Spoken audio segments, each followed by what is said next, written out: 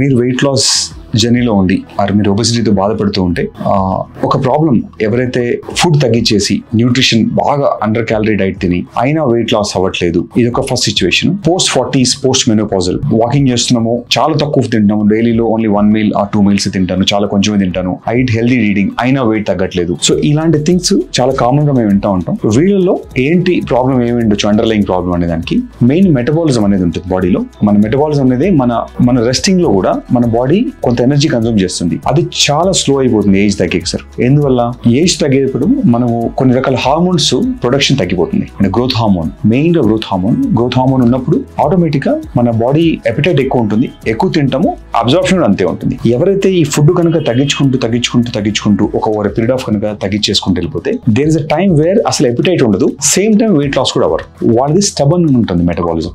వాళ్ళలో జనరల్ గా ఎటువంటి ప్రయత్నం చేసినా కూడా చాలా పూర్ రెస్పాన్స్ ఉంటుంది. ఎక్సర్సైజ్ చేస్తారు బట్ రెస్పాండ్ అవ్వరు, ఫుడ్ కొంచెం తిన్నా వెంటనే పుట్ ఆన్ అయిపోతుంటారు. వీళ్ళకి ఎట్లాంటి ట్రీట్మెంట్ ఆప్షన్స్ ఉంటాయి? జనరల్ గా వీళ్ళకి మనం ఎపిటైట్ కంట్రోల్ చేసే ట్రీట్మెంట్స్ అంటే మోంజారో లాంటి ట్రీట్మెంట్స్ అలాంటివి వీళ్ళకి రెస్పాన్స్ ఎక్కువ ఇవ్వవు.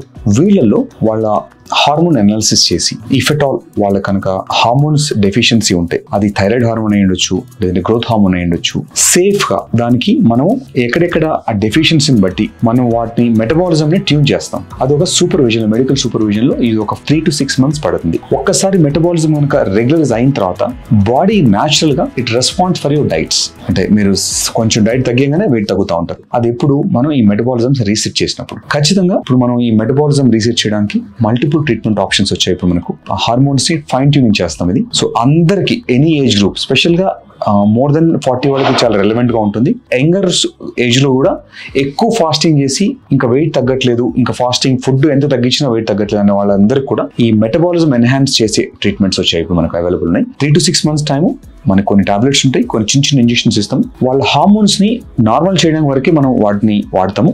దీంతో ఎటువంటి సైడ్ ఎఫెక్ట్స్ ఉండవు, ఎటువంటి మన బాడీకి హార్మ్ చేసే సబ్స్టెన్సెస్ కావు. ఇవన్నీ కూడా మీ మెటబాలిజం ని ఎన్హాన్స్ చేసి మీ ఫుడ్ ని ఎక్కువ డైజెస్ట్ అవ్వడానికి, ఆకలి పెరిగినా కూడా వెయిట్ పెరగకుండా ఉండడానికి మనం దాన్ని బాడీని సెట్ చేస్తాం. సో మీకు ఇలాంటి వెయిట్ లాస్ సమస్యలతో బాధపడుతూ ఉంటే న్యూట్రిషన్, స్లీప్, మీ లైఫ్ స్టైల్, ఎక్సర్సైజ్ అన్ని చేసిన రిజల్ట్ లేదంటే మాత్రం ఒకసారి మన రీడిఫైన్ కస్టమర్ కేర్ కన్సల్ట్ చేస్తే ఈ మెటబాలిజం ఎన్హాన్స్ చేసే ట్రీట్మెంట్స్ గురించి, ఈ హార్మోన్ టైట్రేషన్ గురించి, ఉమెన్ లో కొన్నిసార్లు డిఫరెంట్ ట్రీట్మెంట్, అందరూ మెన్ కి ఉమెన్ కి వేరు ఉంటాయి. ఆ పర్టికులర్ హార్మోన్స్ వరకు మేము ట్రిగర్ చేస్తాం. అది ట్రిగర్ చేసి ఒకసారి 3 months చేసామంటే అది మన లైఫ్ టైం వాళ్ళకి మళ్ళీ మెటబాలిజం రీసెట్ అయిపోతుంది. కనీసం 10 to 12 years వరకు మళ్ళీ they able to digest any food they eat.